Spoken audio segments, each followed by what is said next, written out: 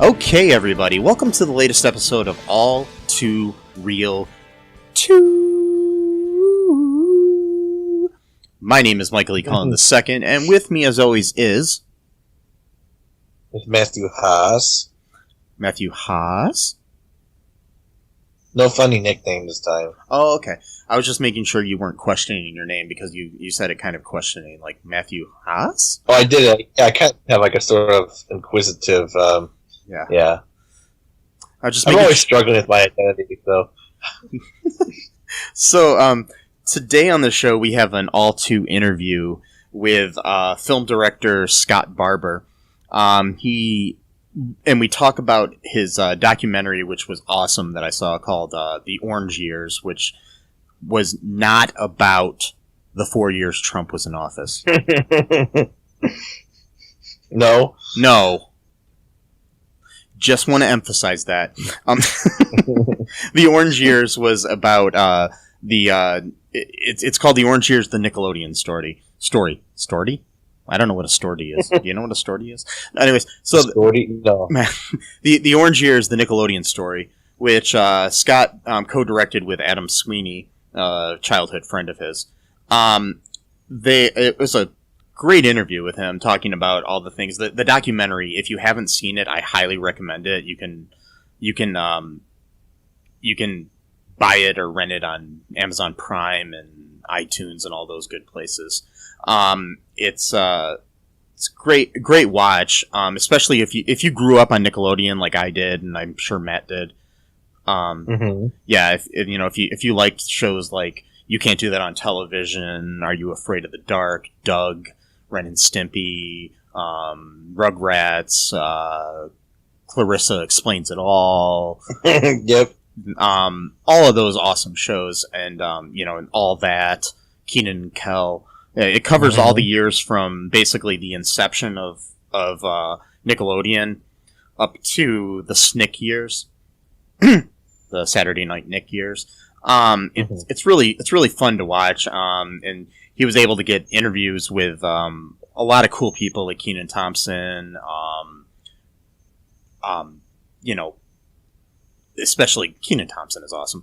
But and people from all the shows such as You Can't Do That on Television, All That. He even got Melissa Joan Hart in there, talking about that. He's got Danny Cooksey from Salute Your Shorts, which was my favorite show on Nickelodeon. He's got Michael Bauer from that as well. Other great actors. I'm blanking on a lot of them, but there's so many great interviews with all these people, and basically he was able to get one person to say yes, and then it on and on and on. He got Mark Summers from Double Dare. Oh yeah, I remember that show. Yeah, he's got lots of cool things. Talks about all the great fun times about the first channel for kids that basically raised a lot of us when we were growing up in the 80s and the 90s. If you like that stuff, make sure you listen to this interview. It's really cool to find out how he was able to do this. And so right now, here is my interview with Scott Barber from The Orange Years. First off, how are you doing with all the craziness in the world with COVID and all the other stuff going on? Yeah, I've been very fortunate. The way timing worked up, all of the projects that I'm working on are in the post-production phase. And then, of course, I also have The Orange Years that's now out there and we're just promoting it. So luckily, I all the stuff that I had filmed pre-COVID, so that just worked out really well. We were very fortunate. So I'm doing as good as it can be done during this crazy pandemic. That's awesome. How did you get involved in filmmaking? You know, it's kind of a weird story. I kind of slowly fell into it. It's hard for me to say when I got into it exactly. I went to school for acting, actually, up in Dallas, Fort Worth. And that's what I got my degree in. And so a lot of us actors kind of were saying, you know, we weren't getting the parts that we wanted. So we're like, let's just make our own little films, our own short films, stuff like that. So we could cast ourselves however we wanted to cast ourselves. So we'd all work on each other's projects. And that's kind of where I cut my teeth. And then, you know, doing it artistically. And then once I got married and had kids, I kind of took it a little more seriously. I said, okay, now I got to provide for some other people. So me and my wife, we decided to open our own production company. And we made just anything and everything that we could make to make money, filmmaking. And then the Orange Years is kind of the completion of that circle. That's my first actual full feature-length film that I've ever made. Cool. What was your guys' inspiration for the Orange Years? Like, what gave you guys the idea to make the documentary? Yeah, well, so Adam Sweeney, who is my co-director on the Orange Years, he and I are actually childhood friends. We met in the late 80s at Oak Ridge Elementary School in Conroe, Texas. And we were really good friends back then. So we watched all of these shows together. And there's a line in our trailer where Geraldine Laybourne, who was the president of Nickelodeon, she says, you know, in the late 80s, divorce rates were going up. Both parents having to go to work was going up. And cable was moving into people's lives. And she wanted to give people a childhood that they could remember. And Adam and I were both that perfect demographic. We were both children of divorce. Both of our moms and dads worked. So we were both latchkey kids. So Nickelodeon, needless to say, meant a lot to both of us, both separately and together, because there were many sleepovers where I'd be at his house or he'd be at my house and we'd watch Are You Afraid of the Dark? You know, Adam and I are both huge horror nuts. And that's probably where it started. And when Adam's family moved away, and Nickelodeon kind of kept our friendship together because we'd call each other. This is pre social media. So even though he only moved, 30 miles away, it was like, he might as well have been on Mars. But, we'd call each other and watch SNICK together or call each other afterwards and be like, dude, what did you think of that? That was crazy. So it was it was a personal story for both of us, for sure. It was something that it was personal and passionate for both of us. And Adam and I, like I said, we'd been friends since childhood, and Adam went to school as well for film. And in our adult lives, we had written some scripts together. And we kind of had both been frustrated, both separately and together, with how that had gone, trying to make stuff, but you're relying on a bigger studio. You're relying on somebody else to pick up your project. And we just said, God, let's just make a movie ourselves. Let's just make it. Let's come up with the idea. Let's write it. Let's direct it. And let's get it out there all ourselves. And we figured a documentary was probably the most attainable way we could do that. So we thought, let's do a documentary. What do we do a documentary about? And we thought different things, and those memories of Nickelodeon from our childhood came back to us, and we said, let's do it, right? But surely someone's done it already, and we couldn't believe nobody had done a documentary about Nickelodeon. And then, so we started doing some research, and once we found out about Geraldine Laybourne and her team, we're like, okay, that's the story. That's what's going to make this cool. So and this was in 2016. That's whenever the whole thing kind of came about. That's cool. I grew up on Nickelodeon too. I was born in the late 70s, so I kind of, I was there from the pinwheel days until probably around the SNICK years, as I probably fell off about then too. So I'm just curious, what was your favorite Nick show as a kid? It's real hard to say. It would have been hard to say before this, but after getting to know all these people, and I got to see it more from their point of view, the people that created these shows, I got an all new passion for these shows, hearing from these people that made them. But so it's incredibly hard for me to say. But if I had to pick, I would say, Are You Afraid of the Dark? And that is because, one, I just think it's a very well-made show, and I think it's really timeless. Yeah. There are a bunch of shows on Nickelodeon that are timeless, but I think that one in particular is timeless because it's a lot of stories. They took their inspiration from a lot of classic mythology, classic stories that you see, the monkey's paw you see in there, the Pied Piper, the monkey's paw. You see a lot of those in Are You Afraid of the Dark? Yeah. I think it's well done, and I think that the fact that a lot of times those stories did not have a happy ending, I think that's amazing, that it's a kids' network, and a lot of times, at the end of the show, the kid ends up trapped in another dimension or with a vampire eating them or something. I think that really kind of shows how progressive Nickelodeon was and how much they didn't underestimate kids, that they knew kids could handle stuff that's a little heavier like that. And then also the fact that, you think about it, all of these shows, once you cast your initial core cast, which I think Nickelodeon did a fantastic job. Like Clarissa Explains It All, cast amazing. Salute Your Shorts, Hey Dude, all that. All those shows, they did such a great job of casting talented kids, but also kids that felt real.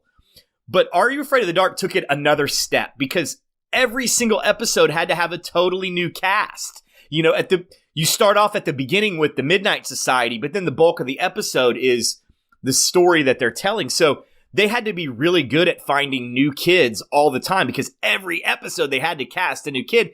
And the proof's in the pudding because you look at all those shows, a lot of those kids went on to be huge stars. Nev Campbell was in an episode. Ryan Gosling was in an episode.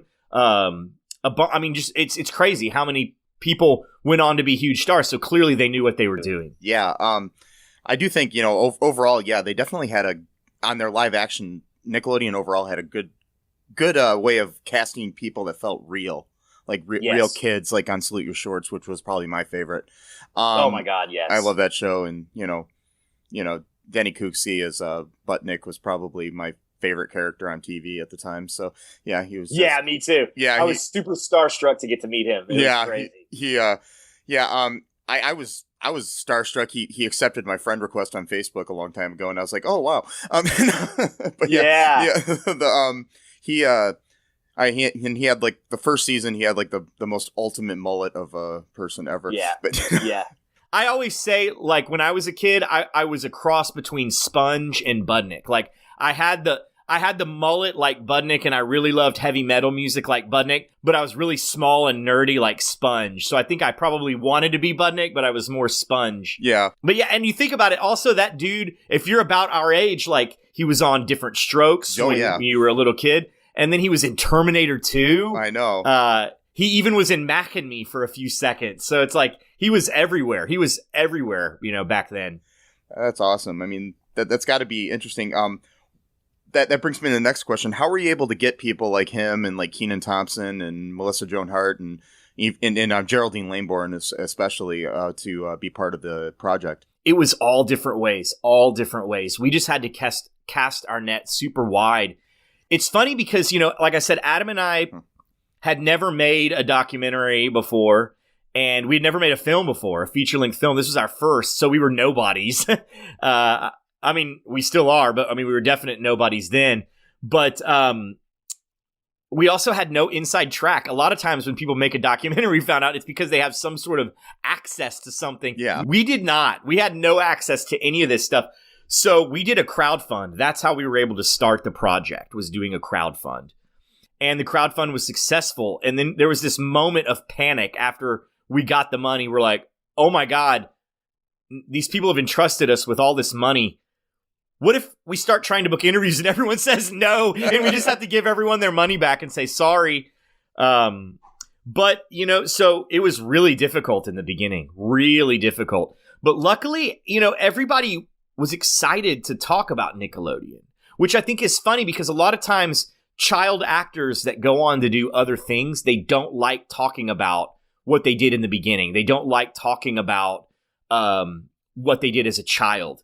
But I think it speaks to Geraldine Laybourne and her team at Nickelodeon at what a great environment that they created, that all of these people, even people like Kenan Thompson, who's been on Saturday Night Live way longer than he was ever on All That. Yeah.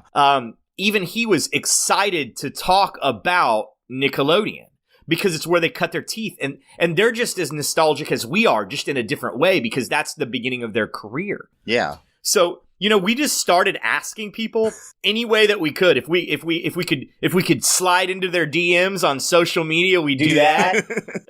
Or if we could get a hold of their agent or their manager, we just made a list. We just made a spreadsheet of every person we wanted to interview, and then every single way that we could get a hold of them. And we just started doing it. And then once we got the first 5 or 6, the next 5 or 6 became a lot easier, because some people would be like, oh, you should interview this person. I'll text them real quick and let them know that you guys are cool. So then people would vouch for us, and we could message people and go, hey, we talked to so-and-so. Like once we got Mark Summers, we could go to other people and be like, oh, we just interviewed Mark, and people would be like, oh, well, if Mark did it, then I'll do it too. So it got progressively easier and easier and easier. And then we took a trip to Los Angeles. We took a trip to New York, and then we cut a little mini teaser trailer together. That our trailer that we even have now is still very similar to that first teaser we ever cut. We cut a little trailer together for that, and we debuted it at New York City Comic Con in 2018. And that helped us even more, because then people were like, whoa, what is it? They could see it. You can say all day, I'm doing a Nick doc, and people are like, what does that mean? What is a Nickelodeon documentary? But then once they saw, Kenan Thompson, Larissa Oleynik, Budnick, Danny Cooksey, they were like, oh, wow, this is really cool. And Adam F. Goldberg, the creator of the fantastic show, The Goldbergs, he saw that trailer and was like, I'd love to come on as a producer and help you guys just get across the finish line. And so he helped us book he basically said, who do you want that you didn't get? I'll get them for you. And he legitimately did. He came back like within a week and was like, hey, I reached out to all those people that you said you couldn't get, that you wanted to get. I got them for you. Now you can interview them. So, and Geraldine Laybourne was one of those people. It's crazy to think how this documentary could have been good without her, but for the longest time, we thought we were not going to get her. Oh, wow. She was not going to do it, just because she doesn't do interviews a lot, Yeah. And especially about Nickelodeon. And when we finally got to talk to her, she said, it was nothing. I know you guys messaged me a bunch of times. It's nothing against y'all. It's like, I don't want it to seem as though I'm talking bad about new Nickelodeon, because I think that's what people try to get her to say when they interview her. Like, oh, isn't it crap now? Isn't it horrible now? Wasn't it better when you were there? And she has zero desire to do that. So once she saw that our documentary wasn't about that, and that we were cool and we were going to make this documentary and it wasn't going to be like a TMZ type thing, she was really awesome and has been nothing short of amazing to work with. She's been so helpful and so supportive. That's awesome. I mean, it's very cool to know that, like, basically Nickelodeon was spearheaded and made popular by a woman. I mean, it's just she's basically, like, in a way, the Walt Disney of Nickelodeon. I mean, absolutely. Yeah, and it's just it's very cool that she was able to, basically change everybody's childhoods of that era of our generation. It's I mean, it's kind of inspiration. I mean, I'm sure it's really inspirational seeing this documentary to, like, young women and people that are trying to get into any kind of business, whether it be entertainment or not. It's very cool. She just seems like a very cool, down to earth, inspirational, smart woman. And I like how that basically you've taken the documentary and made it about her, because that's probably the, a lot of, I mean, because you could have done just like a surface thing about Nickelodeon and the stuff people know, but not everybody knows the fact that the people behind the scenes that actually spearheaded everything. That was kind of what we really wanted to do was, because you're right, she is like a Walt Disney, but her name isn't on it. So a lot of people don't necessarily know who she is. Of course, if you're in the industry, you do, or if you've done research, but your average person is like, oh, I love Nickelodeon. It's like, but you don't know who gave you that Nickelodeon, who gave you such a fantastic childhood.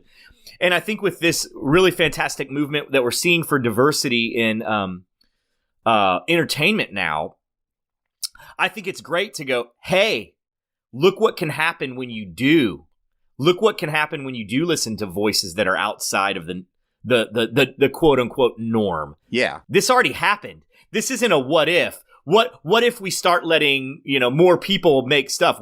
Maybe it'll be cool. It's like, no, it will be. This is the proof that it will be. Look, this woman who, and it wasn't just her. There was also Vanessa Coffey, who was in charge of all of the Nicktoons, and Anne Sweeney, who was basically her second in command, and Angela Santamero, who was really, really instrumental in getting Nick Jr. off the ground.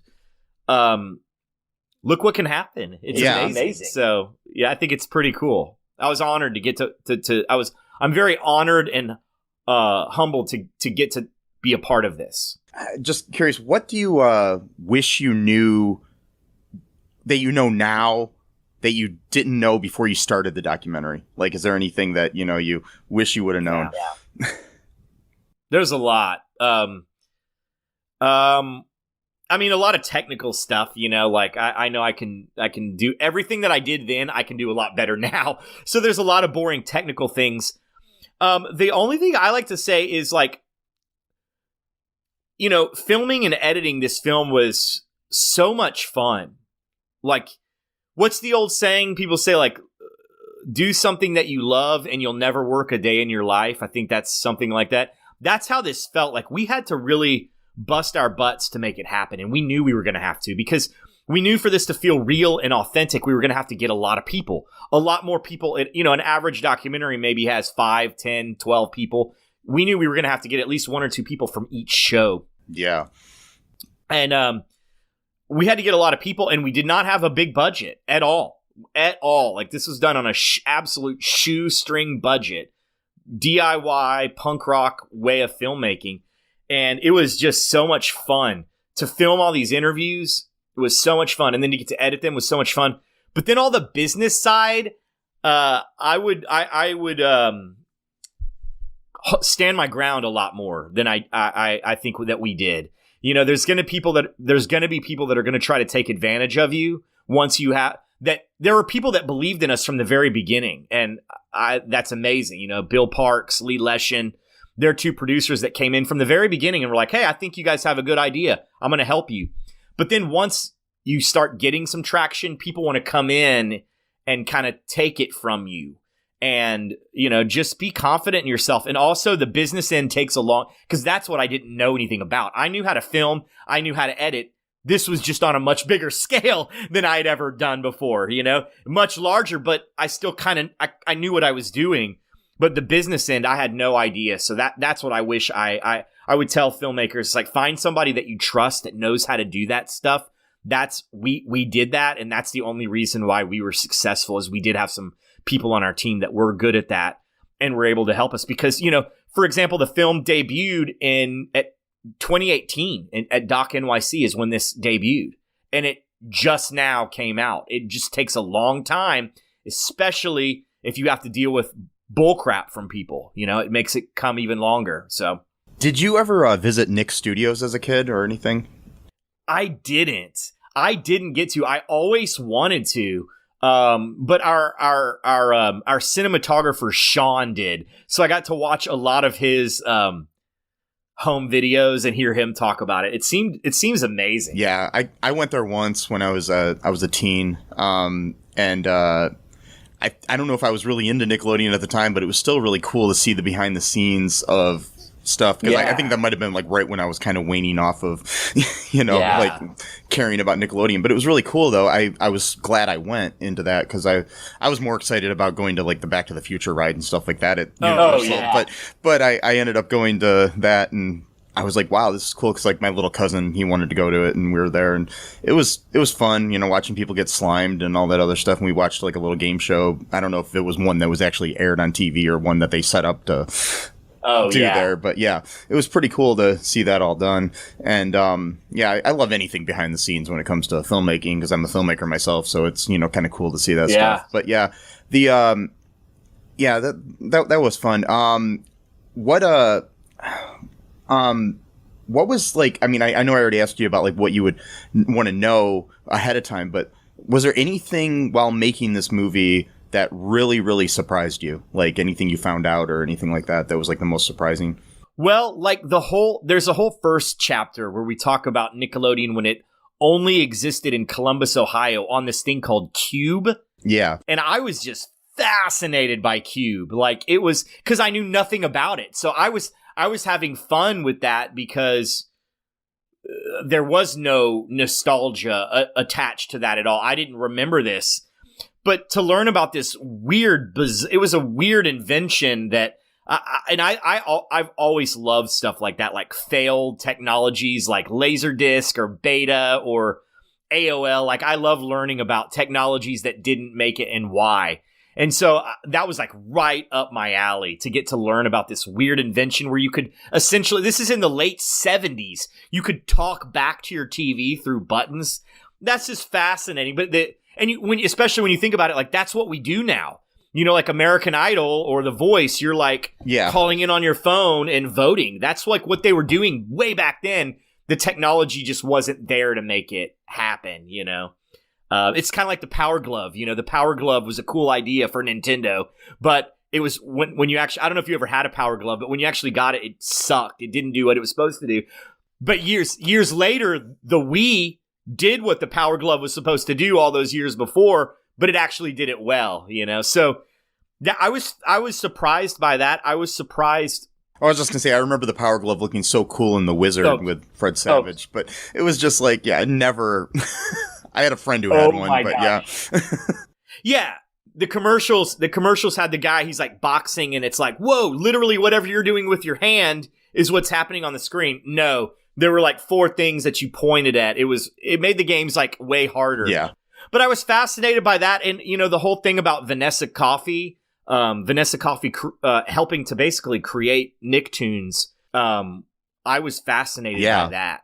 That I did not know that much about. And so to get to meet her and find out, I mean, really, she should have been credited as a creator on some of those, not just an executive producer. You know, and just as an example, you know, Ren and Stimpy was originally about like 20 characters, and I think it was called Our Gang. And it was just about all these characters. And she was the one that was like, no. The only 2 that are good are these cat and dog. If you focus on them, it'll be good. I mean, to me, that's like, she should have been a creator, you know? So, and just to think that hindsight's always 20/20, you know, there's all the, you know, it's Cartoon Network. But at the time, there really were no cartoons, creator-driven cartoons like Rick and Morty and Steven Universe and all those shows we see all over the place now. Those were not a thing. The only things that got cartoons, the only reason for a cartoon was because you had a toy to sell. We've got this toy. It's a robot. It's a robot that turns into a diesel. We need to make a cartoon. Okay, we've got this guy that has a sword. He-Man. We need to make a cartoon. It was all cartoons was just part of a media package to sell toys. And that's not the case now, you know, and they were one of the first people to do that. I was fascinated by that. And I mean, I think even earlier it was kind of cool before they started creating their own cartoons where they brought in things like Danger Mouse and other things like that early on where they were able to, you know, bring in stuff from foreign countries and, you know, because they weren't able to get their own. Yeah. I loved that. I loved Danger Mouse. I loved Banana Man, Heathcliff. Do you remember Heathcliff? I watched that a lot. All those old shows I thought were really cool. And then, you know, it was Vanessa Coffey that was the one that came to them and was like, hey, you guys should just make your own. Yeah. You know, and that's awesome. They even played Looney Tunes. They even played Looney Tunes back in the day, late 80s Nickelodeon. And she was the one that said, just make them. Just make your own. Yeah. I mean, everything about what they did was so creative. Nick at Night, you know, I got to learn the history behind that. That unfortunately didn't make it in the film, but that was really fascinating to learn about how Nick at Night came about. And that's still going today. Yeah, I mean, I remember Nick at Night as a kid. I mean, having, like, my first, like, I think, crush on a woman was Shelley Fabre on the Donna Reed show for some stupid reason, you know? I was just like, what the heck? And I'm like, like, she was, you know, at the time she was, like, in her 50s or 40s or something, and I'm, like, a little kid, and I'm like, oh, she's cute. But, I think I had the same thought. Yeah. The thing with the the cartoons, I mean it's definitely really cool. I mean, I love the fact that they were able to even tap into like the the preteen sort of thing with like Doug. I loved Doug. It was such a great show. I mean, it was so cool. And I mean, it was cool to see Jim Jenkins talk about about that in your documentary, which is, I think people will enjoy seeing, which is really cool. Because that show, I mean, it meant a lot to me. I mean, I didn't really care for it when it went to Disney, but it was great on Nickelodeon. Yeah. I think it was mainly just because I didn't like the new voice of Doug, but that was just it. But yeah, Doug was great, and Jim Jenkins is just one of those fantastic human beings. He's just one of those people that's like, you are made out of love, like you are a genuine, like, shining, beautiful person. He seemed really nice in the documentary. It seems cool. Was there anybody that you wanted to get for the documentary that you absolutely weren't able to?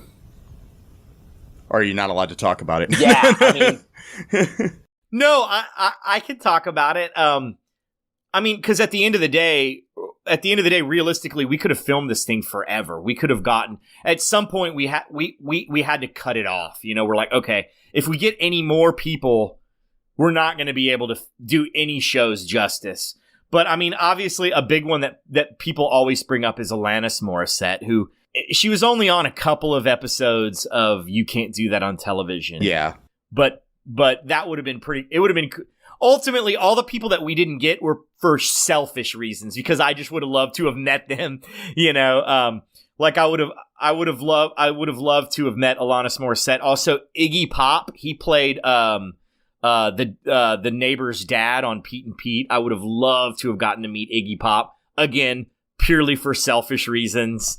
Because I mean, they're small parts of those shows, so it really wouldn't have probably helped the story. It doesn't really make sense. There are a couple of shows that I wish that we could have gone into more, because ultimately, we had to be able to get at least one or two people that were on the show to make it work. If we couldn't get anybody from the show, or we couldn't get the footage from a show, we couldn't do it. But My Brother and Me is a show that I wish we could have gone into more, but we couldn't get anybody from it. And then Roundhouse, like a lot of the weird shows, I would love to have been able to go into a little bit more. And then I would love to have gotten more people from Are You Afraid of the Dark? We have Ross Hull, Daniel DeSanto, Jason Elisharan, who were all in front of the camera, and then we got DJ McHale, the creator. So we got a nice cast. But I would have loved to have gotten some of the female cast members, but the ones that we reached out to declined. And then some of the other ones we just weren't able to find, because they're all in Canada. So it just didn't work out. But I would have loved to have gotten some of the females from Are You Afraid of the Dark, for sure. Was that show shot in Canada? Mm-hmm. Yeah. The majority of it was. It was a Canadian production, yeah. I figured with Ryan Gosling being a guest on there and stuff like that, because he was Canadian. So yeah. What do you have planned next? Anything? Any other documentaries or features or anything coming up next?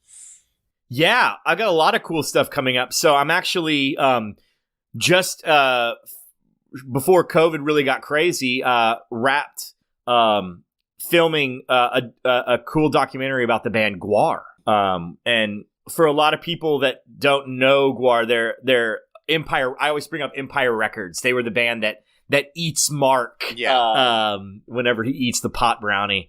But it's been a truly beautiful, fascinating journey to get to meet the people in GWAR and get to tell their story. Our goal is, even if you're not into heavy metal at all and you've never heard of GWAR, you're gonna like it. We want to tell a story that, because those people have been through so much, and they really are the hardest working.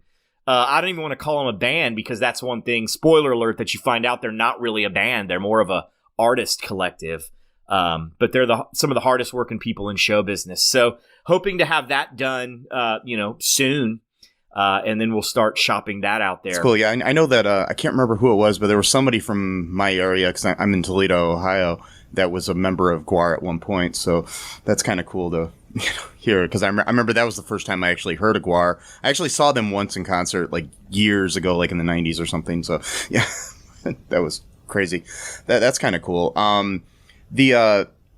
Where can people find the Orange Years? Just curious. So if people want to, I mean, I myself bought it on Amazon, so I was just curious where else you can get it. Yeah, so we're working with a really great distribution company called Gravitas. Mm-hmm. They are also the people that distributed the Ren and Stimpy doc, Happy Happy Joy Joy, which is fantastic. If you haven't seen that, that's a really fantastic documentary. We reached out to those people and just said, hey, you know, we're doing something kind of similar, but also not that similar. So if we can help, we're happy to help. And, we, of course, we talk about Ren and Stimpy in our doc, but for a much, much, much deeper dive on Ren and Stimpy, I always say watch that because it's a whole, 90-something minute doc just about Ren and Stimpy, and they're able to tackle things that we just couldn't tackle in ours. But anyway, Gravitas has both of them. Gravitas is a great company. They've got it everywhere. So, you can, if you want a DVD or a Blu-ray, you can get that on Amazon. But if you want to stream it, pretty much anywhere that you can rent or buy movies digitally, it's there. So iTunes, Amazon, Fandango, Vudu, Redbox Digital, YouTube, Google Play, anywhere that like lets you rent or and it just came down in price too. So it's like I think $7.99 you can own it digitally forever. So pretty much anywhere you want it, you can get it. Yeah, I bought it this week. I had already rented it once, and then I was like, I'll just buy it because I wanted to watch it again. So I was like, yeah, I'll just keep it. Oh, so yeah, yeah. Thank you. Yeah, no problem. Thanks for doing that. That's awesome. What advice would you give to anybody that's interested in getting into filmmaking? Like, what advice would I give people? I would say, one thing that I can only say what's helped me. I don't know if it would help other people, but one thing I would say is, learn how to do everything at least good enough, but without forgetting what you want to do. So if you want to be a director, learn how to do cinematography, learn how to edit, learn how to produce, learn how to do all these other things, but don't stress out if you're not amazing. Just be good enough at all of those things. If you want to be a writer, learn how to direct, learn how to do cinematography, learn how to act, learn how to do everything else, at least at an acceptable level. And then whatever it is you want to do, try to excel at that. Because I've kind of found being able to do a little bit of everything has helped me out a lot because in a pinch, I shot a handful of these interviews myself. And I edited a lot of this myself, and I booked a lot of the interviews. So a lot of the things that were a producer's job or a cinematographer's job or an editor's job, I did. And a lot of first-time directors or even long-time directors do that. But I think that helped me a lot, especially when you're working on a no-string budget to not have to pay other people. I mean, granted, we did have a cinematographer. We did have an editor. We had two other people that I edited this with. But, we were able to by me doing that for free, was able to bring the cost down significantly. And also it helped me talk to them because, instead of just going, oh, make it look good, I'm able to talk to the cinematographer and say, what if we did it this way? What, left looking right? What if, we did Kenan left looking right. So let's do Kel right looking left. What if we were able to come up with a style for how we wanted to shoot the interviews together because I knew how to do it. And like I said, it brought the cost down a lot. But, I didn't beat myself up if I'm not as good a cinematographer as a person whose passion is cinematography. Why would I be? That's not my calling. And that kind of leads me to the second thing is learn what you're good at and learn what you're bad at. Because the things that you're bad at, either get good at them, or if you're not able to, find people that are good at those things to be on your team. Like I was able to surround myself with some people that are really good in areas that I'm bad. Like I mentioned, the business side of it. I've learned a lot about it and I can do it a lot better than I could before, but that's not my passion is filming things and editing them to make them look cool. Not dealing with lawyers and agents and managers. So find people that are good at that so that they can help you. So those would be my two biggest things is just, learn how to do everything at least okay and be comfortable with your shortcomings and find people who are strong where you're weak. Yeah, you just got to surround yourself with people that are sometimes smarter than you about things because that way yes, you can learn from them and they can, do the things that you can't do. Yeah, I mean, I learned that a lot when I've made movies myself. So it's like, unfortunately, I just recently lost one of my best friends passed away because he was my producer and cinematographer. So it was kind of cool, but I move on. Luckily, I know other people, so I can still do the stuff. But it's sad. But but it was always cool to have him or other people around me when I was making a movie, so they could pick up the slack where I just didn't know what I was doing, or was learning. This is something I like to ask people once in a while is like, what are you watching right now? Like, is there anything that you've been binging or seeing or anything that you really have been enjoying? Yeah, I mean, I finished up The Boys. I really liked The Boys a lot. I always liked the Watchmen comic book back in the day, and then I liked the Watchmen show that came out. But the Watchmen movie, I thought was the movie that came out a while back. I thought was a little bit of a miss. So I thought that this was almost like what I imagined the Watchmen being like. It tackles something similar, and the way they tackled social issues that are happening in real life, I thought was just brilliant. And I watched Vikings. I just finished watching the show Vikings. Their season came out. I'm watching a lot of documentaries, of course. There's I just watched The Console Wars. That's about Sega versus Nintendo on CBS. I really enjoyed that. There's a fantastic... there's a little bit of a conflict of interest here because I do watch a lot of documentaries, but I also watch my friends and peers documentaries. Jasper Mall is a brilliant documentary. And one of the gentlemen that I edited the Orange Years with, his name is Bradford Thomason. He directed Jasper Mall. And he and his partner, Brett, are just some of the most fantastic documentary filmmakers, I think, out there. They did the Rock-afire Explosion documentary. They did the Gorgeous Ladies of Rest. That was oh my God. I reached out to him after I saw that, and I was like, hey man, I'm kind of doing this Nickelodeon documentary. Would you want to edit it with me? And he's like, yeah, that sounds good. So to get to work with somebody that was kind of a hero of mine was really a treat, But yeah, he has a documentary called Jasper Mall. It's all cinema verite. No sit-down interviews at all, just all about a dying mall. And that's kind of fascinating. Like, that culture is kind of going away. That business model is going away. And it's just such a great, beautiful documentary. I watched that one. And then, let's see, gosh, I watched so many. The Vow, I watched. Yeah, that was good too. Yeah. Heavy, but good. Yeah. Like so much. So I guess that's what I'm watching. I try to watch a new documentary every week if I can, and then just whatever shows are pretty cool.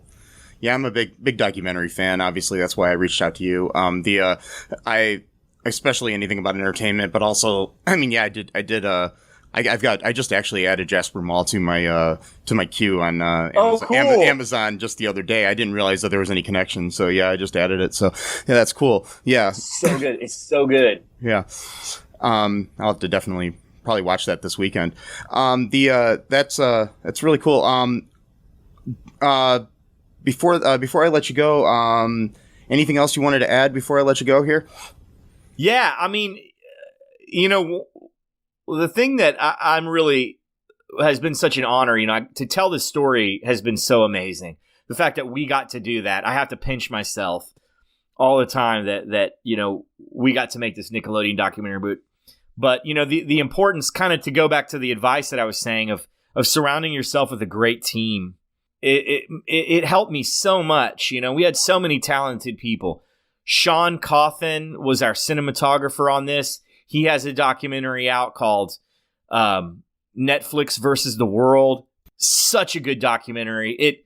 It's a really great companion piece to. I guess what I'm saying is I like to give a shout out to all the people that helped me out. That's how I always like to close because, me and Adam are credited as the directors, but so many brilliant, talented people made this thing possible that maybe don't get the credit.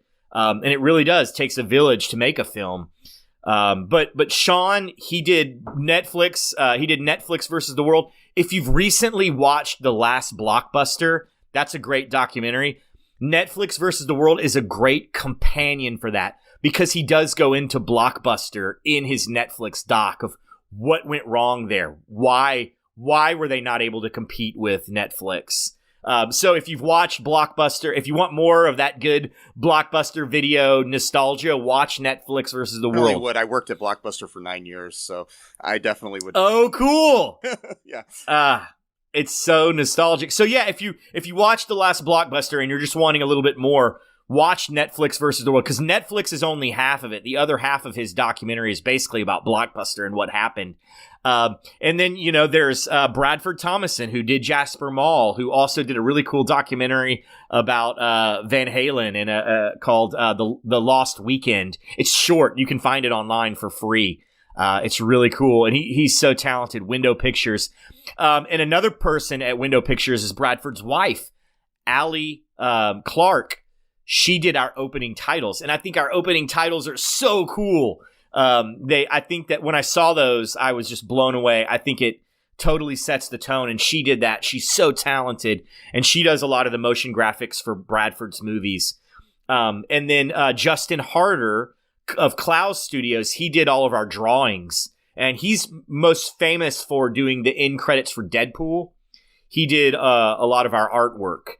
And then my dear friend Jeff Johnson, if you get to watch the documentary, we have a lot of cool animation in it. When people are telling stories that happened a long time ago, we knew we wanted to animate them. And it just so happened one of my best friends is a talented animator, and that's just his style. He wasn't trying to do anything. That's just how he draws.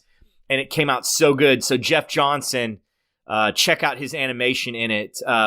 Elisa Reyes, who was on Nickelodeon back in the day. She was a producer on our doc. Yeah. She's so talented. She has a movie out called Break Even now. She's an actor / producer, so please check that out. She's so talented. I mean, everybody that worked on this. Darren Beck did our soundtrack.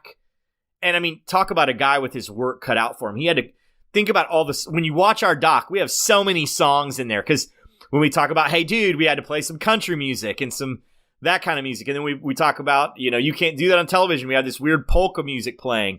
We have some 80s music. We have some like New Jack Swing in there. We have all these, every time we talk about a new show or a new year, we have new music. And Darren Beck, who's in a band called Pinkish Black, he did all that music, and he's so talented. So, I mean, and Lee Leshin, Bill Parks, they were producers. Everybody just did such a good job. I'm sure I'm leaving people out, and I apologize, but it was just so awesome to get to work with all these talented people. Very cool. Thank you again for your time, and I do recommend everybody check out The Orange Years. It was probably one of the best documentaries I've seen in a long time. So it was really cool, really entertaining, especially if you grew up during the 80s and 90s and part of that generation. You'll definitely enjoy it, and again, hopefully I can't wait for the GWAR documentary, and I'll definitely be keeping an eye out on what you and everybody are doing. So cool. Thanks again for your time.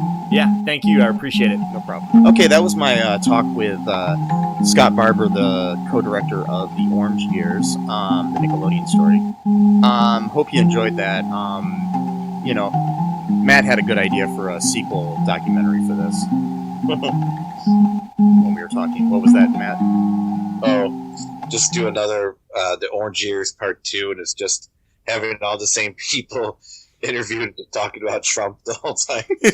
Like no context whatsoever. Like, why have them interviewed? It's because the same guests. Just having like Drake Bell and Kenan Thompson and Mark Summers and people talking about Donald Trump. And then just have a picture of Trump being oozed with orange ooze, even though it usually was green. Yeah, color. the green slime. Well, sometimes it was both color. Yeah. Yeah, there's a specific orange color that's actually owned by Nickelodeon. But oh really? Yeah. Wow, so interesting. Yeah, just like there's a pink color that's owned by Barbie. So just little facts that I've randomly picked. Yeah. It is very specific. What's that? Yeah, go ahead. I was gonna say, they're just little facts that I've looked at. Yeah, I mean, there is a specific now that I think about it, the Nickelodeon logo does have a very specific shade of orange. So yeah. we talked about it on there a little bit, but I can't wait to see the next documentaries and stuff that that Scott Barber and Adam Sweeney come up with.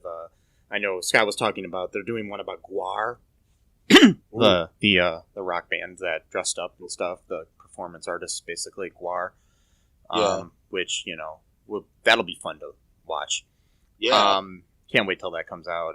Other things, make sure you look in the show notes and stuff for all the links to everything that you can find out about Scott and what else he's got coming on in the future. So what's on your mind here, Matt? Have you been watching anything cool or anything lately? Just WandaVision mainly. Yeah. Before on the topic though, actually, this might be something interesting to ask you, Matt. What was your favorite? What was your favorite Nickelodeon show? My favorite was probably, I did like Salute Your Shorts a lot, but I would say Pete and Pete was probably my favorite show. And he interviews both. Interviews both the Petes in this movie too. So sweet. Yeah, I would say that was probably. Clarissa explains a lot. Ironically, even though I was a kid, I actually did not like the cartoons as much as the not real shows, the human or whatever, the live action shows. But I did like Clarissa Explains It All. I did like Ren and Stimpy, but I was at an age where I didn't really understand what it was actually about. I just liked it because it was weird. But I liked Doug. I liked Doug. That was my... Doug was good. I thought Doug was the best of the three original Nicktoons. There was Rugrats, Ren and Stimpy, and Doug. I just said Doug. I just totally blanked on the name of the show I just said I liked. But anyways, it was a great show. I loved Doug. And it's cool. And Ren and Stimpy I really can't watch anymore. I mean, it's just too gross for me. And and especially with all of the stuff, if you want to look it up sometime, that John Kay, the creator of it, Chris Falusi is his last, Chris Falusi. He's not a good guy. That's all I'm gonna say. If you want to look that stuff up, go ahead. There's plenty of articles, plenty of videos on YouTube and everything too. But anyways, I don't know. I really recommend watching this movie. Recommend lately. I don't know when this is going to air, but Peacock has a speaking of stuff from that I grew up with. There's a reboot of Punky Brewster, which I actually liked. It's cheesy as hell, but I liked it. So watched all 10 episodes the other day. So recommend watching that. Anything else before we wrap things up here, Matt? No, I think I'm good. All right. So make sure you check out our Patreon. Check out our Facebook group, All2ReelToo podcast group. It's a long name, but just look it up. And if you have anything you want to let us know or anything you want us to cover, send me a message to mike@cullenpark.com. And until next time, bye-bye.